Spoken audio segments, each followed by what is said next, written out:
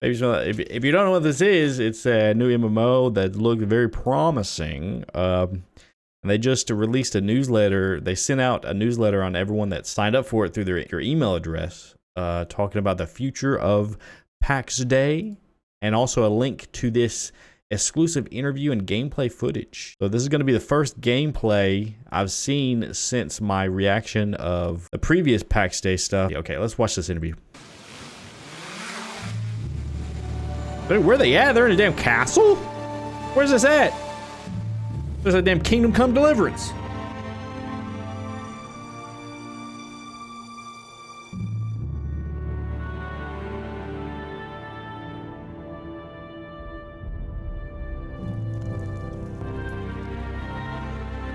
Okay, that was weird audio for a minute.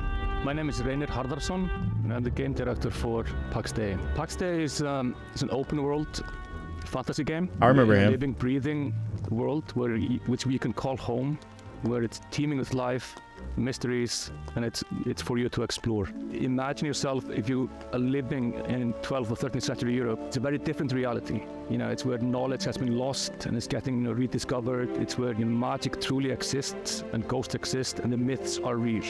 And this is kind of the inspiration we take to build. It's basically going back to the roots of what fantasy means and building a fantasy world based on real-world mythologies. So that's what he said just then. He's basing a fantasy world based on real-world mythologies.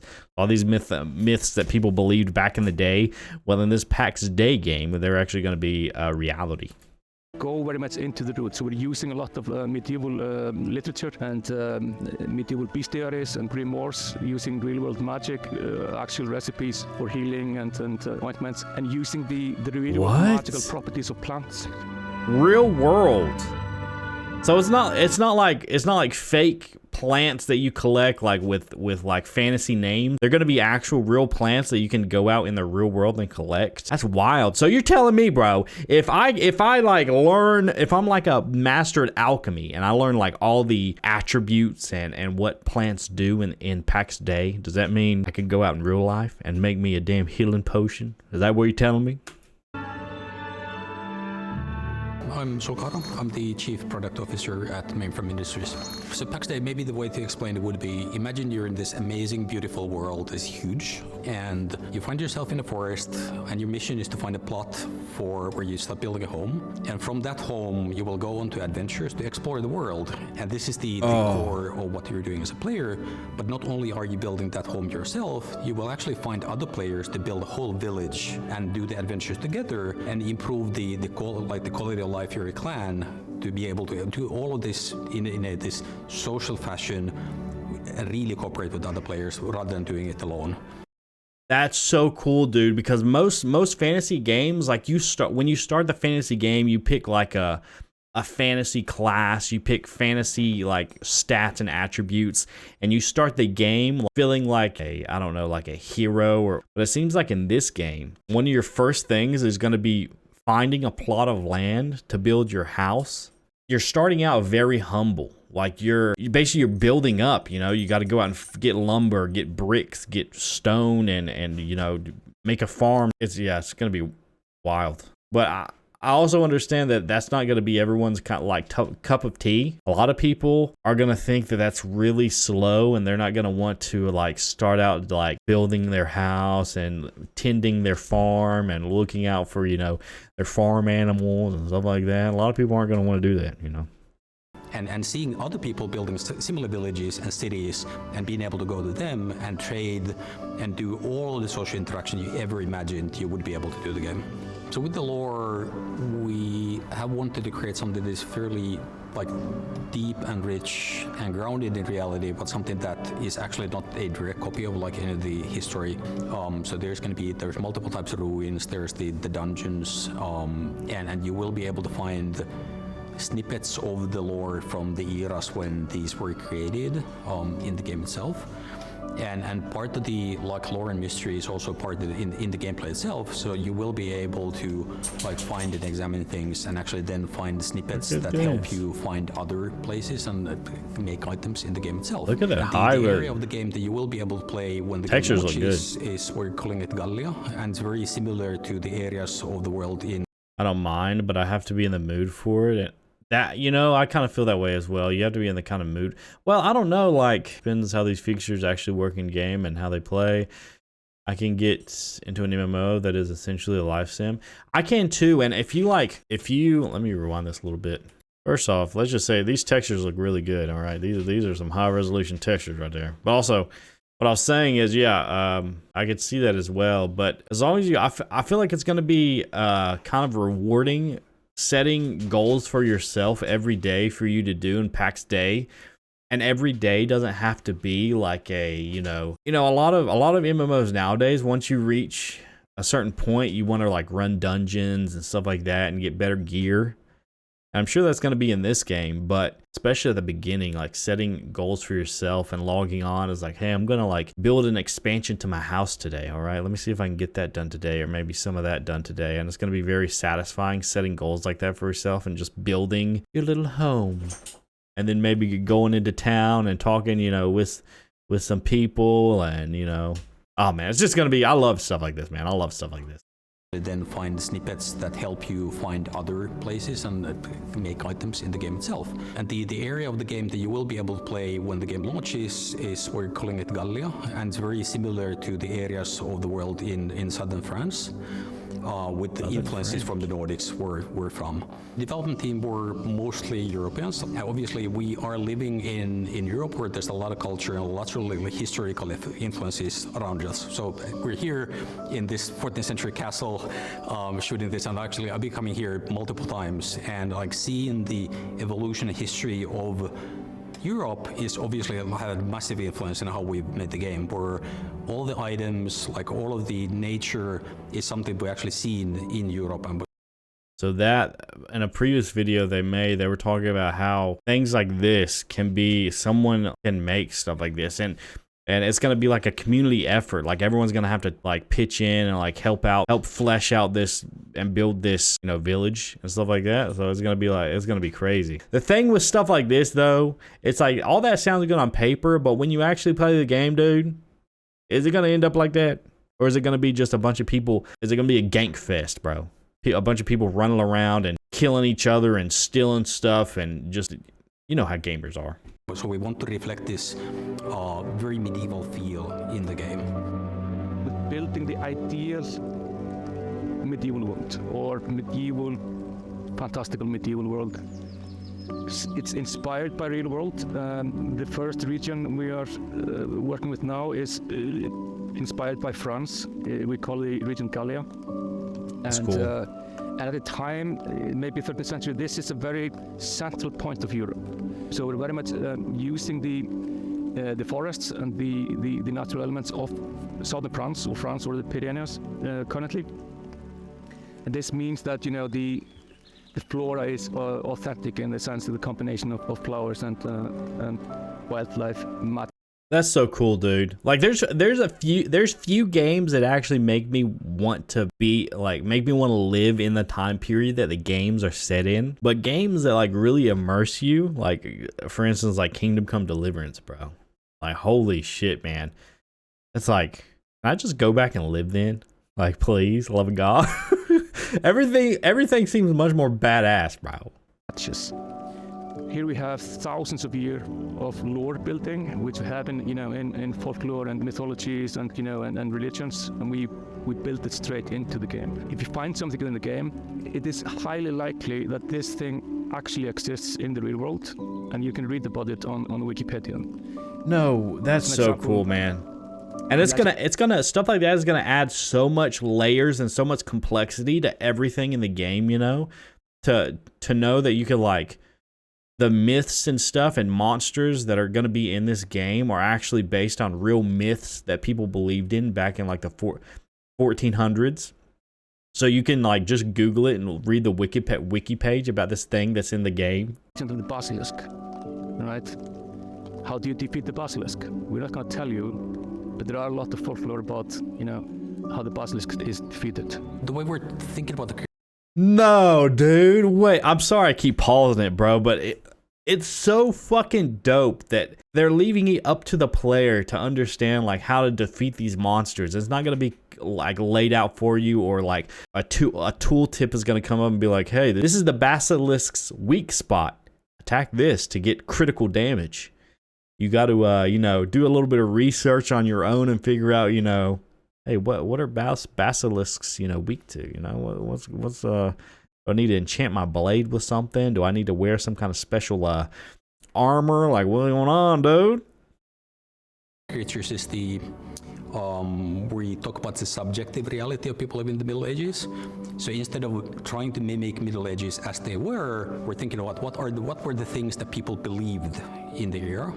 And all of that is real. So the deeper you start to adventure in the world from the safety of your home, the more fantastical things will become, the more dangerous the creatures are you will be experiencing.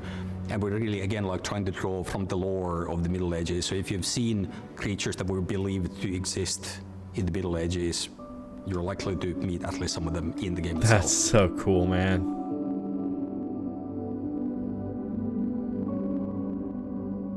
Until everyone already knows the ins and outs of the fight and there's an add-on that tells you what to do. That's kind of a given that as the game is out longer, people are just gonna like, you know, this is gonna be common knowledge basically what to do.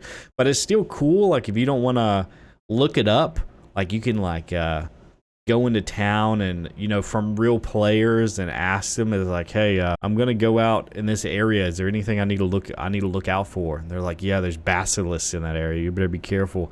Make sure you grab this potion and make sure your sword is made out of steel. That'd be cool, dude. That'd be fucking cool.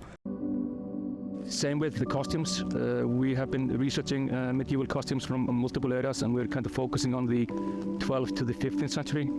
And we're using the same colors, we're using the dye recipes from that era. But at the same time, it is kind of a cinematic reality. So the armors are, you know, beautifully engraved, and That's awesome. You know, it's very. You still want it to be fantasy, you know? Based on real-world items, because there's an amazing amount of stuff in the real world which is so incredibly well made and beautiful from these times. And the gear that you're using, we don't have like deep fantasy gear with like fancy spikes all over the armor, as opposed to actually wanting to make something that feels very grounded and real, even if we made something that is like look extremely beautiful, like a lot more intricate than people would have had in the Middle Ages. So we want to have this level of fantasy and kind of like just awesomeness to everything we're putting into the game, while it all being very grounded in kind of the what is he saying? We've seen ourselves in what Europe is and like what the history of Europe has been. And Yeah, I'm definitely glad the armor is staying more. I find, and it looks like that's what they're doing with this game as well. They're trying to stay very grounded in reality, and everything's having a purpose and lore behind it. Because I kind of like both. Like I like the armor, like in WoW too, like that's just fucking crazy and it's all fucking buffed up. I've got like a dwarf that has like a volcano shoulder, and the volcanoes on the shoulder piece, like smoke comes out of them. But it looks fucking badass, dude. But I think I prefer more that the armor is grounded in reality, but it's kind of got like little hints and touches of kind of like more fantasy elements, especially when you get into like the higher level gear. Because I do want my gear to like make people stop when they see it and be like, holy shit, dude, look at his gear. Or maybe they like run over to me and like inspect me and see what kind of fucking gear I got. And it's like a special, very unique item. I want the item to look unique, but at the same time, I still want to look realistic, you know? I feel that is a lost opportunity in a lot of fantasy games which kind of invent their own visual styles out of nowhere. And this kind of grounds everything together and ties it together in a very meaningful package. That's dope. See, look at that armor. I think it still looks badass as hell with all the engravings. So what we're building is, we're calling it the social sandbox. We're putting the least amount of barriers to entry on how you can actually interact with other players. Where most MMOs actually put a lot of blocks in how you can cooperate with the other players, and we're fundamentally different. So from the first minute when you start playing the game, that looks good. You will be able to do everything you imagine with the other players, so you can... No way, at the very start? Let me rewind this. I want to see that landscape again. That was good. You can cooperate with the other players, and we're fundamentally different. So from the first minute when you start playing... Man, Man, look at that, dude. Okay, let's listen to what he has to say now. Incorporate with the other players were fundamentally different. So from the first minute when you start playing the game, you will be able to do everything you imagine with the other players. So you can trade, other people can actually help you. You can literally go into a like dungeon raid from the very beginning of like you starting the journey in the game. Should you find people who actually help you to do that? I think that's a lot better than having like these artificial boundaries. It's like, oh, you have to be level 60 before you can enter this dungeon. You can't even like queue up for the dungeon, or the dungeon isn't even unlocked until you hit that level. Making it where you're like from the get-go, you can go and do whatever. But I just wonder how is that going to impact the game? Because if like you get together a raid team of like 7 other people and they're like max level, and then a new guy starts, they basically carry him through an in-game raid, and then you have this level 1 character with high-level raid gear. Is the gear going to be leveled or what? Like, but I do prefer less boundaries in games, but I do understand why the boundaries exist, and I'm not necessarily against them. What we want to create an environment that actually really incentivizes people to play the game the way they like.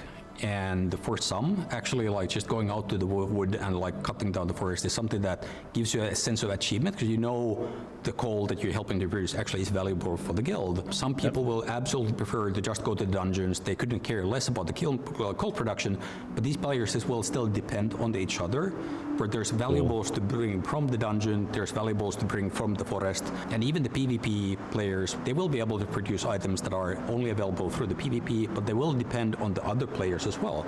That's if we want so to help cool. somebody, give them items or like build something together, we always actually like really try to incentivize and like never put anything that prevents people from doing that. Okay. And the things we want to achieve with this, the things like when a new player signs up, rather than them being something that for the experienced people, it being very difficult to play with that new player, we actually want that new player to be a very valuable commodity to the existing old guilds. So you actually want to get the new people into the guild because they can help you immediately.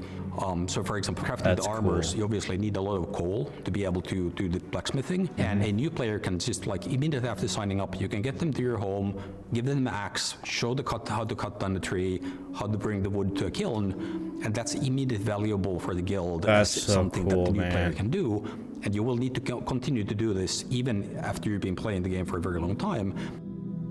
That's so cool, man. How even the newest of players can offer something to the community, and like, you know, maybe the nearest town, or like he was saying, like the guilds that are in the nearest town.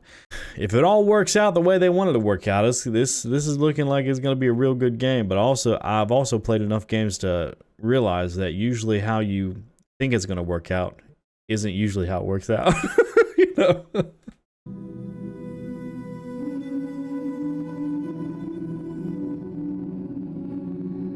Pax Dei is very much about focusing on the player himself. So the hero's journey of each individual player is very much up to him or her, you know, what choices he or she makes through the game. And more so than being an individual's hero's journey, it's also the journey of, you know, creating civilizations within the game. So you must start by building your homestead, join up with a few people, and you form, you know, a nucleus of village, which then grows into a town and even a city. And then you can, you know, build communal buildings like, you know, market squares, you can build churches, you know, you can build blacksmithing That's so guild cool, houses. And then you can join up with other cities, you can form baronies, and you basically build civilizations within the game. And at the highest end, you're building kingdoms. And everything is focused on. You can even build kingdoms, bro. If you like keep, you know, building up these towns and villages and helping them out, you can eventually have a fucking huge ass goddamn kingdom. That's so cool. I wish them luck, because the MMO market is tough for a newcomer to get into. Dude, it is so... Dude, the MMO market... I feel like the MMOs are like... It's like the new thing to do nowadays. And I don't know why MMOs are becoming so popular now, because I've been hearing about more and more new companies coming out that I've never heard of before that are all of a sudden making an MMO. And it's just like, holy shit, like... all these companies coming from? They're making all these MMOs. They're aiming too high. Hope it happens, but this is a lot to accomplish, in my opinion. I definitely think so too. I do not think at least at launch, I do not think that it's gonna work the way they want it to work. But maybe, you know, eventually it will that way, hopefully. There'll be a drought for years of new. Dude, that's the problem, dude. It's like we have all these like companies that are like, oh yeah, we're making an MMO. Yeah, we're making an MMO. Oh, check out our new teaser trailer for our MMO. But none of them have like anything to really show for it besides a little bit of alpha footage, maybe a teaser trailer, and a promise, bro. When's the game coming out? I don't know, man. I don't know. Shit. The players, both in cooperation, competition, and conflict, because we feel that's really where the magic lies in letting many people play together, rather than having everybody playing their own, you know, individual story. Historically, endgame is defined as the, like, you first level up, and once you hit the level cap, the endgame begins, and you start, for example, like grinding for gear.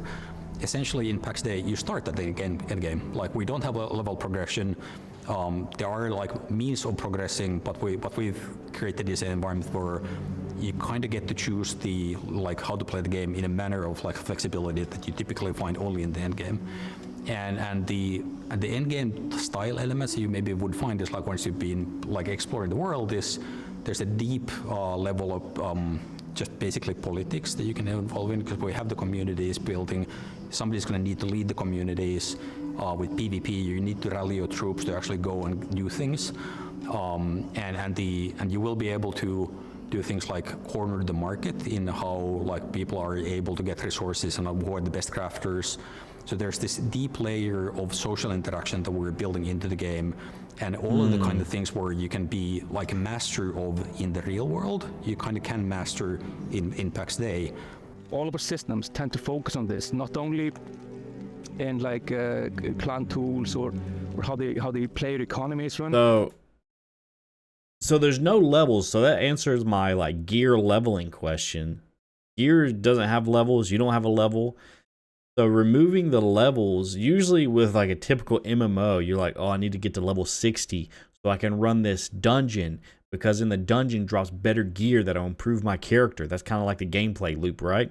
You want to level up to level whatever, so you can run the new dungeon, so you can get the new gear that better improve your character. But with this, it seems like whatever you want to do in the world, it's more like a personal kind of like, it's more personal, and like you have to set goals for yourself. The game doesn't really give you like goals to set. It's all about like the community and being social and interacting with people, and, you know, learning how to chop trees, or learning how to do alchemy, or you can even, you know, if you want to do dungeons. And I want the most badass gear in the game, dude, right? So you got to figure out how to, you know, go to the nearest town, talk to the people, figure out where the dungeon is. Like, I mean, I'm assuming from looking at these screenshots they're showing, the world's going to be massive, all right?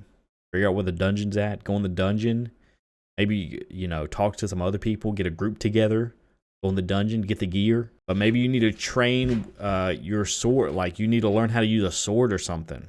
Maybe first. Learn how to use a weapon before you can go into the...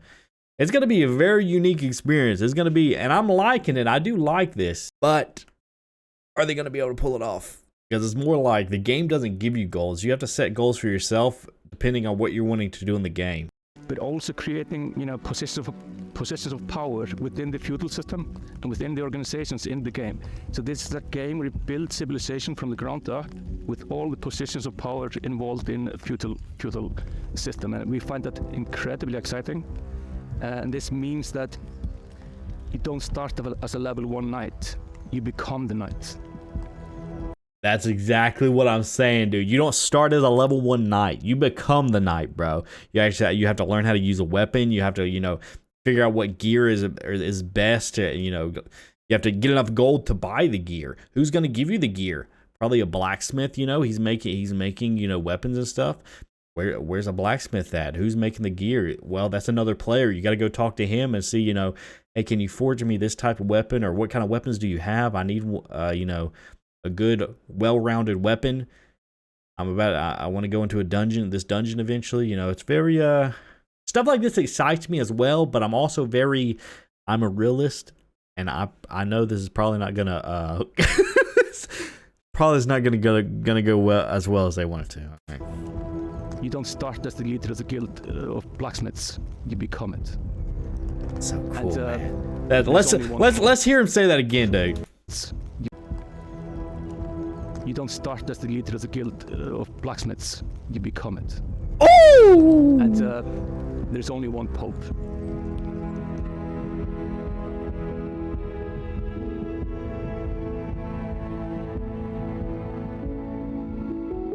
So one of the things we find so compelling with the medieval times is that nobody really knows the extent of knowledge. Everybody's looking for, the Holy Grail or the Philosopher's Stone.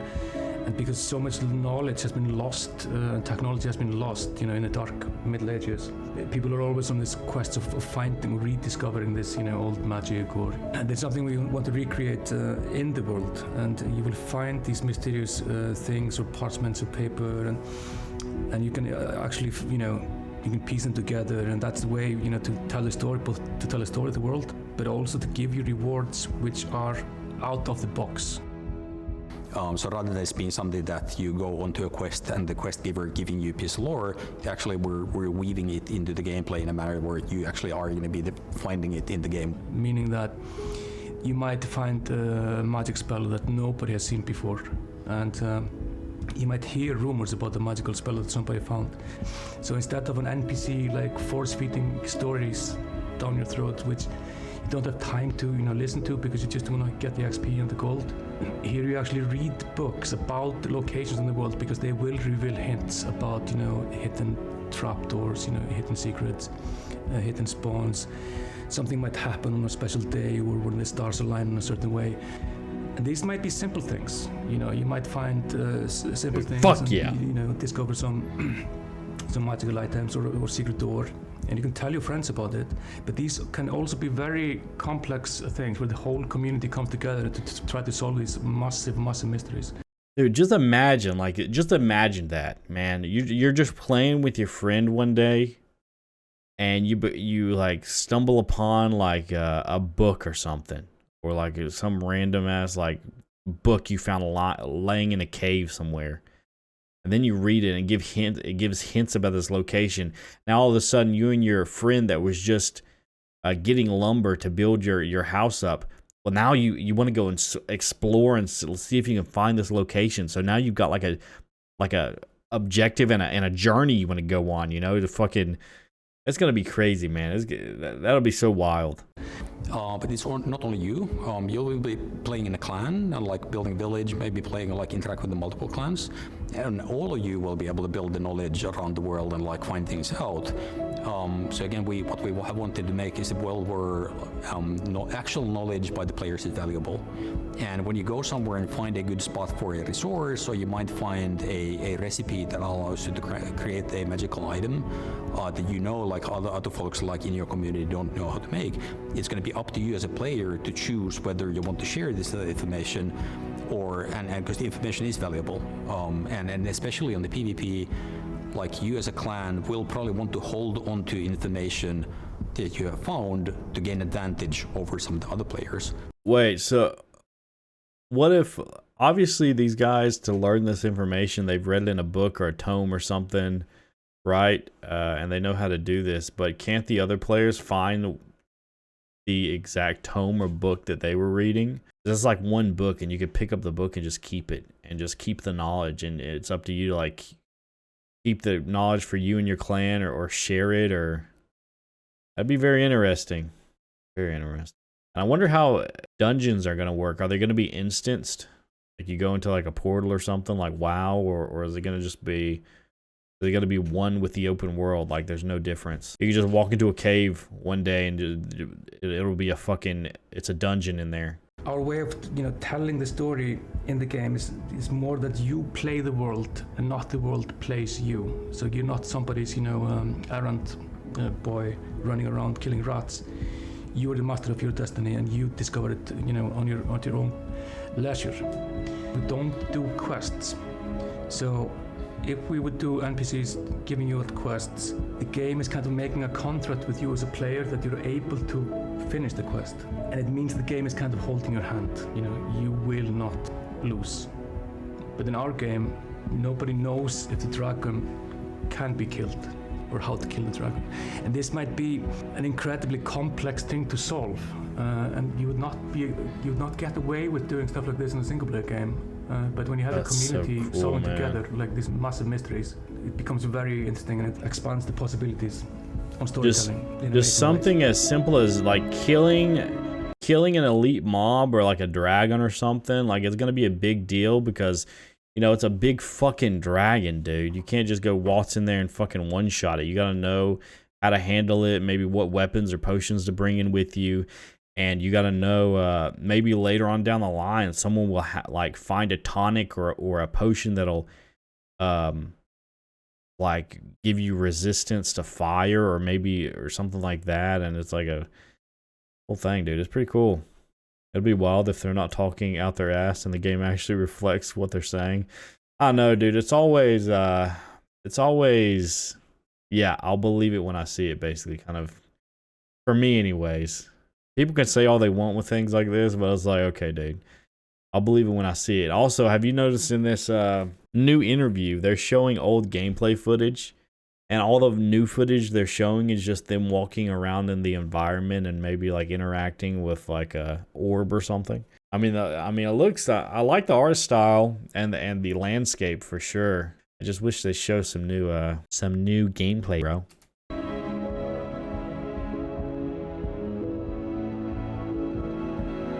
We're using Unreal 5 as our game engine, and it has some really amazing features set in order for us to build these massive worlds. We have millions of objects, with millions of trees, with millions of flora and fauna that's living and dying and breathing, and you can interact with everything in it.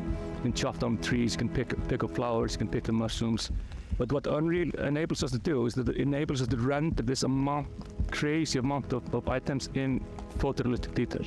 And we built a very customizable system where you can mix and match everything together. You can even be wearing a dress underneath the plate armor, or you can mix chain with plate and leather and all kinds of customization options. And of That's course, really cool, man. That's one thing I liked about Morrowind, how you can like kind of combine armor pieces and you can like wear bone mold armor under a robe. So you could be fully decked out in armor but throw a robe over it. Your clothes have different color patterns with different weaves, so we might hide hints or riddles inside actual objects, and this is stuff you can find almost anywhere, and in this case it's found on a ring. What does this mean? What does Sanctus mean? Is it is it a hidden password for for a spell? Do you say it at the altar? What does it mean? And where did you find it? So this is a way to trigger storytelling. The interesting thing about folklore throughout the ages is that folklore are actually start out as true stories, whereas fairy tales are fiction, and that's the distinction between the two. Folklore often, handles about ghosts or spirits or some supernatural things, but in the eyes of the people, during those times, this is reality. This is real. Ghosts are real, and this is not disputed as any fantasy.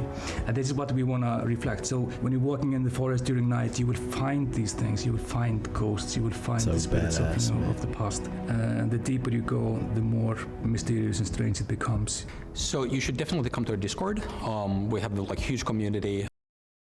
That was a little weird. That fucking shot they switched to here.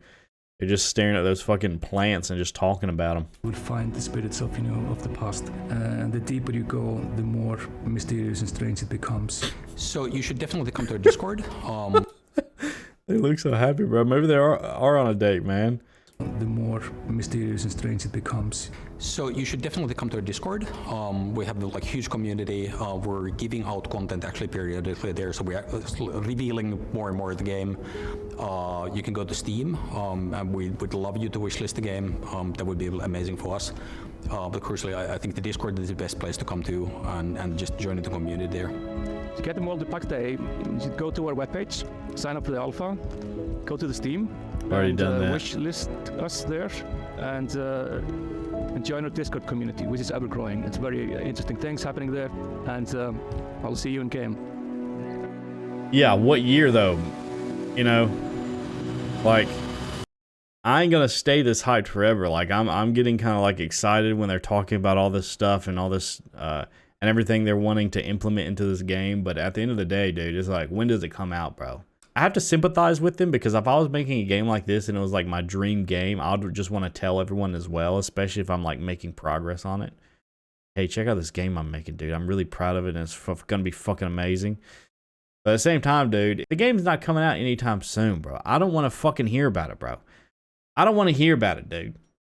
But PAX Day, that was it. The exclusive interview and gameplay footage, which wasn't really anything new gameplay-wise. They just showed old gameplay footage. But the interview was new, and I'm glad they shed some light on more of the mechanics and features and how they're wanting the game to, like, work. I'm kind of new in the MMO genre, and the thing that attracts me most to an MMO is the community. If I just want to play a game like an RPG and get loot and get good gear, I can just play a single player RPG. I can go play Skyrim or Oblivion, you know. But with an MMO, the thing that attracts me, and I think it attracts a lot of people, is the community, and like just knowing that you're not alone in this world, and you can run into other people on your travels, and like, you know, just, that's the fucking exciting part. And also showing off the cool loot you got, you know, to other people and making them jealous is also a good part. But I'm excited for PAX Day. I'm cautiously excited. I wish them the best of luck, and I hope this game releases soon, because I just want to play it. Okay, I want to see for myself. Thank you very much. Hey, bro, you hear about that Pakistani dude that fucked a goat until it died?